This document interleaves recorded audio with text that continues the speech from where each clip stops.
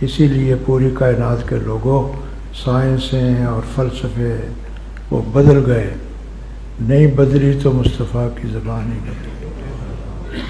دیکھو نا، آخر 63 سال میں لاکھوں آپ نے احکام دیے، کوئی کافر بھی چیلنج نہیں کر سکتا کہ فلاں جملہ غلط نکلا ہے، کوئی کافر بھی اسے چیلنج نہیں کر سکتا۔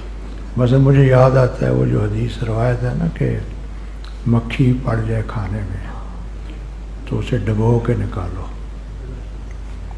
ہے نا؟ تو مستشرقین نے اس پہ اعتراض کیا کہ دیکھو جی جان جاتی ہے، کیا تباہ کر دیا انہوں نے۔ تو اس پہ تحقیق ہوئی، اس پر تحقیق ہوئی، تو آپ نے جو فرمایا تھا نا کہ اس کے ایک پر میں شفا ہے، دوسرے پر میں بیماری ہے، تو وہ تحقیق ثابت ہو گئی۔ اس میں جو سمجھانے والی بات ہے وہ آپ کو یہ ہے کہ اگر آپ نے وہ کھانا کھانا ہے تو تب مکھی مارو، نہیں کھانا تو مکھی نہ مارو، تو اس کو بچا لو، چاہے ڈول دو، کیونکہ ہم نے اتنا ہی سنا ہے کہ مکھی ڈبو دو، وہ مر جائے گی۔ اگر آپ نے وہ کھانا اس کے بغیر کوئی نہیں ہے، کھا سکتے ہیں، کوئی حرج نہیں ہے۔ اگر آپ نے وہ کھانا ہی نہیں، ڈول دینا، تو اس جان کیوں لینا تو؟ دیکھو نا، اسی بیماری کو بچنے واسطے کیتا سی نا، وہ تو آپ نے پینی نہیں، تو پھر کیا؟ تو یہ پوری بات بھی سمجھنی چاہیے نا۔ تو اس لیے آپ کی کسی بات کو چیلنج نہیں ہو سکتا۔ تو ابو بکر صدیق رضی اللہ تعالیٰ، آپ بچپن کے دوست ہیں، اور حضور کی سیرت کا کمال یہ ہے کہ جتنے آپ کے نا دور کے ڈول سہانے جو قریبی ہیں، وہ سب سے پہلے آپ پر ایمان لانے والے ہیں۔ مثلا بیوی ہے، مانتی نہیں، اور بیوی پھر امیر ترین، کوئی بیوی بھی ایسی نہیں۔ مستشرقین کہتے ہیں نا، جو مخالفین اسلام کے، وہ کہتے ہیں جب تک سیدہ خدیجہ زندہ رہیں، نعوذ باللہ، نبی پاک ڈرتے تھے ان سے، تو آپ نے دوسری شادی نہیں کی۔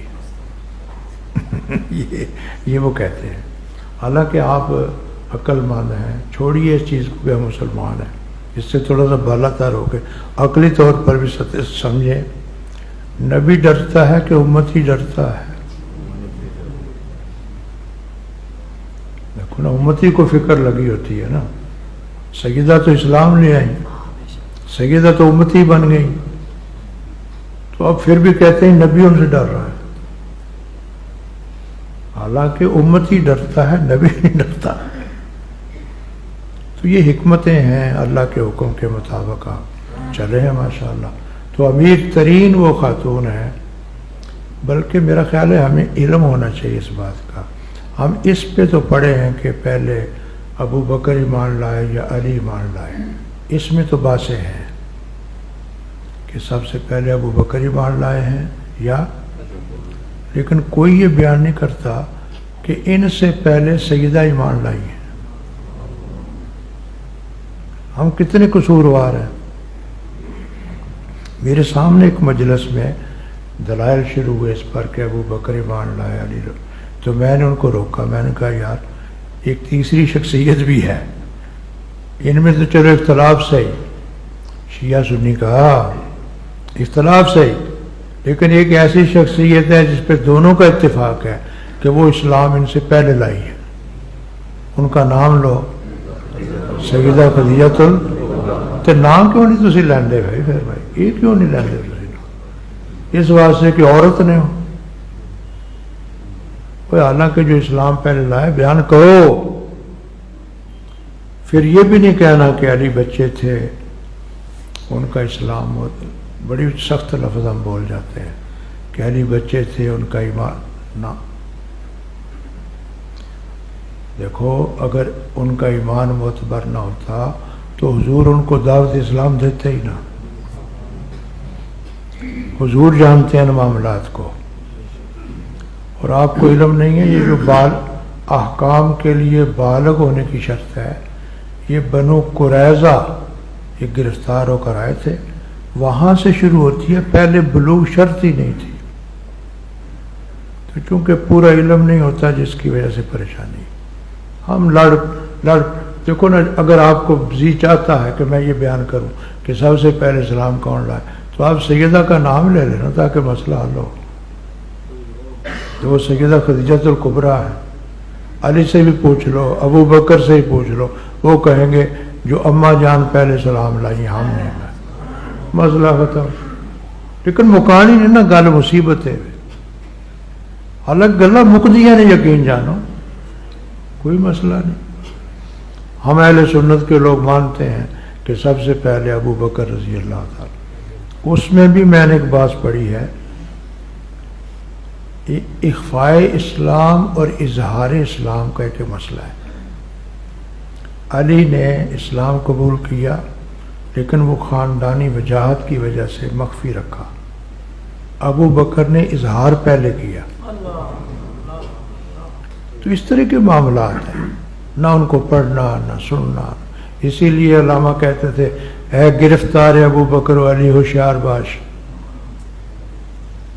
آج لڑ رہے ہیں معاملات پہ، یہی الجھنے ہیں جن کی وجہ سے پریشانی امت مسلمہ کو بنی بیٹھی، اور ہم جتنے جاہل ہیں اتنے لڑیں گے، جتنا کسی کو علم ہے وہ نہیں لڑتا۔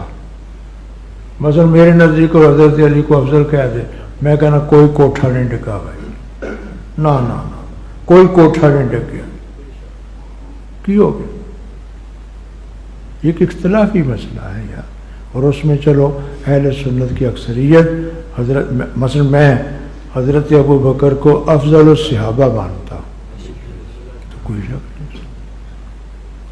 یہ جو بزرگ ہیں امام عبد الرزاق، وہ جو محدث ہیں، دیکھو کتنے صاف لوگ تھے یہ، انہوں نے کہا میں نے تحقیق کی میں نے تحقیق کی، میری تحقیق میں یہ نکلا کہ علی افضل ہے، لیکن میں نے دیکھا کہ جب مولا کائنات ان کو افضل کہہ رہے ہیں،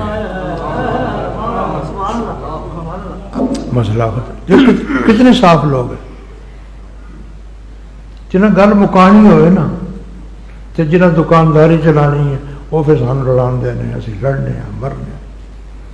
سیدنا ابو بکر بچپن کے دوست ہیں، اور پتہ نہیں آپ کے ذہن میں کوئی جائے بات یا نہیں، میں تو اس وقت حیران ہوتا ہوں کہ جب صحابہ نے آپس میں خدمت تقسیم کی، حضور کی شخصیت میں تکلف نہیں ہے، ہمیں بھی کوئی تکلف سے کام، جہاں تک ہو سکے اپنا کام خود کرو، ضرور نہیں کہ ملازم ہی پالش کرے، کبھی آپ خود بھی پالش کر لیا کرو۔ میں نے تو لوگوں کو دیکھا کہ وہ کھڑے ہو کے جوتوں پر لوگوں سے پالش کروا رہے ہوتے ہیں، مجھے یہ عمل پسند نہیں، لوگوں نہیں۔ تقسیم کار ضرور ہے، کوئی انکار نہیں ہے، لیکن اس طرح کے تکبر کے بت نہ بن جاؤ۔ مثلا کبھی کبھی استری خود کر لیا کرو، نہیں بیوی کر کے دے گی، کیوں بھائی؟ کوئی اس نے اسٹامپ لے کے دیا تھا آپ کو؟ کبھی کبھی پکا سکتے ہو تو چائے خود بنا لیا کرو، کیونکہ حضور اپنی بیویوں سے ہاتھ بٹاتے تھے۔ کیا خیال ہے؟ ہم تو بوجھ قسم کے لوگ ہیں، مصیبت قسم۔ جب صحابہ نے ڈپٹیاں تقسیم کی، صحابہ آہستہ آہستہ آہستہ آہستہ ان کی بھی تربیت ہوئی۔ مثلا بعض اوقات وہ بیمار ہوتا نا کوئی آدمی، تو حضور کو آ کے بتا دیتے، تو آپ اس کی عادت کے لیے تشریف لے جاتے، اور آپ کا بڑا ٹائم قیمتی۔ پھر آہستہ آہستہ صحابہ کو سمجھ آ گئی، پھر کیا کرتے تھے بولا، پھر وہ اطلاع نہیں کرتے تھے بیماری کی۔ وہ آدمی فوت ہو جاتا، اس کا جنازہ اٹھا کے در مصطفیٰ پہ لے آتے، کہتے حضور اگر مصروفیت نہیں ہے تو جنازہ پڑھا دو ورنہ ہم دفن کر دیتے۔